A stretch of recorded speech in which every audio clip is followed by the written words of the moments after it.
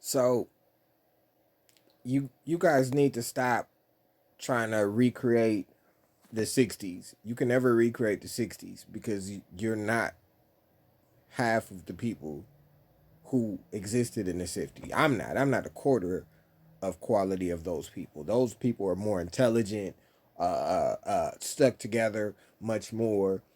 And the only reason that women were able to protest in the 60s is because they were married and their husbands were at work.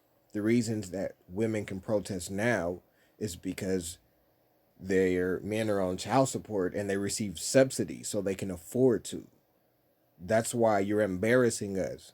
The more that we see women protesting that that have primary custody, it's like anybody that knows better is sitting back laughing. This is the worst imitation of revolution I've ever seen because people don't even get it. The women in the 60s that led the marches were raising money with bake sales. They were raising money singing, and they were raising money for the Democratic Party through the church. These people are just running their damn mouth. Literally. You are not your ancestors because they stuck together. And those were mothers out there. Those were church members. They rose money for the Democratic Party. They didn't just vote. They actually contributed money and raised money. That's what they did. They didn't just vote. They were wives and mothers. Their children were educated. Their children were educated.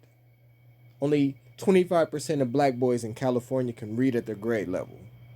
They would never be marching in the streets if only 25% of their damn sons can read at the damn grade level. We not the same. And this ain't a shot at those women specifically. This is a shot at the whole system that is recreating what didn't work. The civil rights movement didn't work.